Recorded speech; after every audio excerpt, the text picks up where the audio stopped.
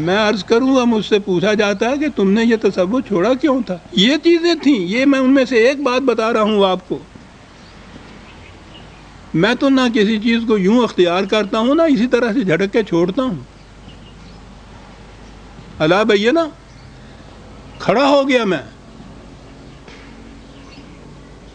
کہ یہ کیا چیز ہے۔ اگر حضور ہی تشریف لاتے ہیں خواب میں تو وہ تو ہر ایک کے خواب میں وہی ہونے چاہیے۔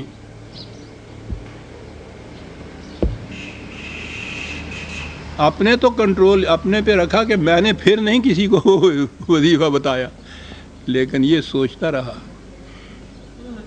کہ یہ تو تخیل کی خلاقی ہے، ہر ایک کے اپنے اپنے تخیل کی۔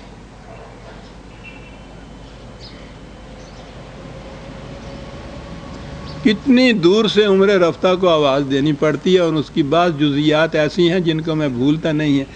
ایک گاؤں کی بوڑھیا مائی تھی، عزیزہ دی تھی۔ پنجابی سمجھنے والے اور جنہوں نے یہ بات دیکھی ہے وہ اس کی داد دیں گے۔ اس بوڑھیا نے جو بیان کی تھی، جو حقیقت اپنے الفاظ میں، اس کی تشبیہ پہ جائیے تو وہ بتا رہی تھی مجھ کو ایسے۔ میں نے کہا کہ مائی رنگ کیسا تھا حضور کا؟ غور کیجئے گا، جن کو یہ ذہن میں بات آتی ہو وہ اپریشیٹ کریں گے۔ کہنے لگی جس طرح نہ رسی ہوئی لسوڑی ہوندی ہے نا، اس طرح دا رنگ سی۔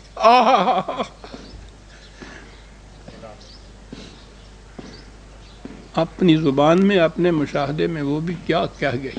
ہزار شاعریاں صدقے ہیں اس تشبیہ کے اوپر۔ میں نے کہا ہے اس کی داد وہ دے سکتا جس نے کبھی رسی ہوئی لسوڑی دیکھی ہوئے، تازہ ہوئے تے جے اوپر ہی ہوئے پیڑ دے اینی جے نال لگی ہوئے، رسی ہوئی لسوڑی سی بچہ ایویں رنگ سیاہ۔ میں نے کہا یہ محبت ہے رسول کی جو اس کی زبان سے بول رہی ہے۔ یہ عشق تھا رسول اللہ صلی اللہ علیہ وسلم کی ذات کا، حضور کے حسن مبارک کا، جو اس کے تخیل میں اس تشبیہ کے رنگ میں آیا ہے۔ کتنی خوبصورت تشبیہ۔ لیکن میں کہہ یہ رہا تھا کہ یہ اپنے تخیل کی ساری چیزیں، یہ کشف اور الہام عزیزان من، یہ وہی نہیں ہے۔ وہی خارجی حقیقت ہوتی ہے، انسان کے اپنے تخیل کی خلاقی نہیں ہوتی۔ زمان زمان شکند آنچ می تراشد عقل، بدلتا چلا جاتا ہے خود اپنی پہ واردات، اسی طریقے سے وہ جو کشف اور الہام کی چیزیں سی بدلتی چلی جاتی ہیں۔ پھر اس کے بعد عام طور پہ ہمارے ہاں تصوف میں بھی خواب کے متعلق کہا جاتا ہے، اور خواب جو ہیں ان کو تو 40واں حصہ نبوت کا قرار دیا جاتا ہے۔ جو چاہے آپ کا حسن کرشمہ ساز کرے، جو مرضی کہہ لیجئے۔ جب آپ اپنے آپ کو نبی کہہ لیے تو پھر وحی کے متعلق بھی جو جی میں آئے کہتے چلے جائیے۔ خواب کی حقیقت ہی کیا ہے؟ ہمارے ہاں تو کسی نے تحقیق ہی نہیں کی۔ جنہوں نے تحقیق کی ہے ان کو جھڑک دیتے ہیں کیا کہ صاحب ملحد ہیں، کافر ہیں۔ چلیے ملحد اور کافر کی کسی تحقیق کو بھی دیکھیے نا، کیونکہ تمہارے ہاں کا فریب نفس جو ہے اس کی تقلید ہو جاتی ہے اس سے۔ سائیکالوجسٹ نے تحقیق کس کی ہے؟ نہ بھی کی ہو، خواب کا معاملہ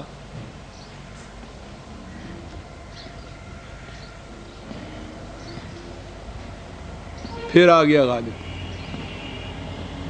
کیا باتیں کر جاتا ہے یہ شخص۔ تھا خواب میں خیال کو تجھ سے معاملہ، خیال کو، عجیب شخص ہے یہ۔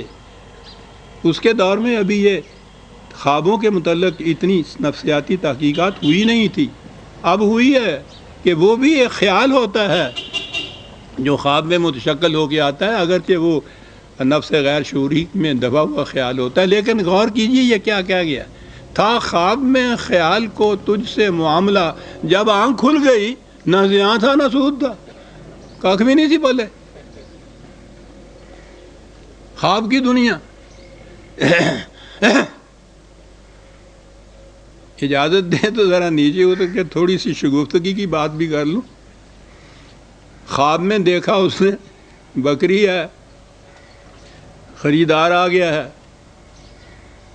یہ 100 روپیہ مانگتا ہے، وہ 50 روپے دیتا ہے، سودا ہوتا چلا جا رہا ہے، 60-70 تک بات پہنچی تو اس کی آنکھ کھل گئی، آنکھ بند کر کے کہتا ہو تو 40 اٹھ گئی۔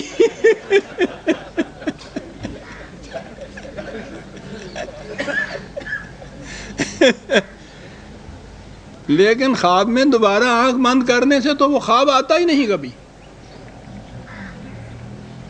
وہ لگ جاندہ گاگ جڑا ہوتا ہے۔ تھا خواب میں خیال کو تجھ سے معاملہ، جب آنکھ کھل گئی نہ زیاں تھا نہ سود تھا۔ قرآن کہتا چلا جا رہا ہے کہ وہی ان چیزوں سے بالکل الگ حقیقت ہوتی ہے، وہ تخیل کی خلاقی نہیں ہوتی، وہ تصورات کی دنیا کے بنی ہوئی چیزیں حقیقتیں جو بن کے تمہیں الیون دکھائی دیتی ہیں وہ نہیں ہوتی، خوابوں کے معاملے وہ نہیں ہوتے، وہ حقیقت ہوتی ہے۔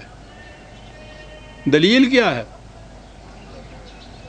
کہا کہ خواب میں، ایلیون میں، ہیلوسینیشن میں، نگاہ کی فریب کاری میں جو کچھ نظر آتا ہے، جب وہ چیز نہیں رہتی تو دل اس کی تصدیق نہیں کرتا کہ وہ واقعی بات ٹھیک تھی، دل نہیں تصدیق کرتا، نگاہ کا فریب ہوتا ہے، فریب کھل جاتا ہے، دل خود اس کے متعلق کیا دیتا ہے کہ ہاں یہ چیز تو میری آنکھوں کا فریب تھا۔ ایویں پیمسا جی پیاسی، جانتے ہیں آپ پنجابی، دل تصدیق نہیں اس کی کرتا، دل تصدیق کرتا ہے کہ وہ چیز نہ رہے، خواب نہ بھی رہے تو وہ حقیقت اسی طرح سے ہو، وہ تخیل نہ رہے تو پھر بھی وہ حقیقت اسی طرح سے ہو، پھر وہ اس کی تصدیق کرتا ہے۔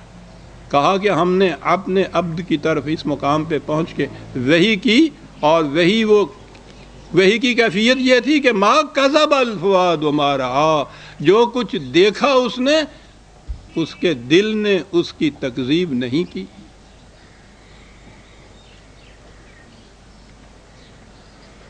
اگر یہ خواب تھا تو وہ خواب کی تصدیق تو دل نہیں کرتا، اگر وہ ایلین تھا تو ایلین کی تصدیق تو دل نہیں کرتا،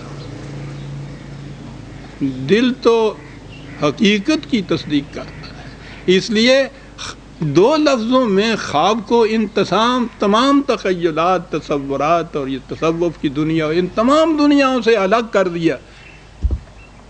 ما کذب الفؤاد ما رأى۔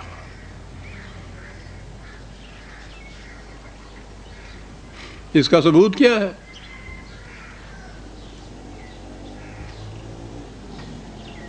کہ نبی کی آنکھ نے جو کچھ دیکھا اس کے دل نے اس کی تصدیق کی ہے، تکذیب نہیں کی ہے۔ کیا ثبوت ہے؟ قرآن میں ان باتوں سے سمجھ میں بات آتی ہے قرآن یہ باتیں کیوں کہہ گیا۔ آنکھ کھل گئی، دیکھا، حقیقت تھی، دل نے تصدیق کی تو کیا ہوا؟ آمن الرسول بما انزل علیہ من ربہ والعالمین۔ سب سے پہلے یہ خود ایمان لایا اس بات کے اوپر کہ یہ واقعی خدا کی طرف سے عطا کردہ وحی ہے، رسول ایمان لایا۔ کیا ضرورت تھی کہنے کی؟ کہنے کی ضرورت یہ تھی کہ وہ وحی کے بعد بھی یہ بات نہیں تھی کہ رسول نے کہا کہ پتہ نہیں میری آنکھوں نے جو کچھ دیکھا ہے وہ واقعہ ہے یا نہیں، وہ حقیقت ہے یا نہیں۔ اس کے بعد بھی اس نے دیکھا، حقیقت ہے تو حقیقت ہی تھی، تو پھر اس کے اوپر ایمان لایا، نبی ایمان لایا اس چیز کے اوپر جو اسے وحی کی گئی تھی۔ کیا بات ہے صاحب! ایمان کے متعلق تو قرآن نے کہا ہے نا کہ مومن وہ ہیں کہ جب خدا کی آیات بھی ان کے سامنے پیش کی جائیں تو وہ اندھے بہرے بن کر اس کے اوپر نہیں جھک پڑتے۔ تو ایمان کا تقاضا تو عقل و فکر کی روح سے کسی چیز کو ماننے کا ہے نا، دل تصدیق کرے گا تو اس طرح سے مانے گا۔ رہے انسان وہی آئی رسول کے اوپر بھی ایمان ہے ہمارا کہ حضور کو اس کے اوپر ایمان ہوگا، لیکن وہ خدا نے جو طریق بتایا تھا ایمان لانے کا، نبی نے بھی وہ اختیار کیا اپنی وحی کے متعلق۔ آمن الرسول، ایمان لایا، یہ اس کا ثبوت ہوا کہ ما کذب الفؤاد ما رأى۔ اس لیے ان مخاطبوں سے کہا کہ افا تمارونہ علی ما یرا، جس چیز کو حقیقت کو اس نے اپنی آنکھوں سے دیکھ کے قبول کیا ہے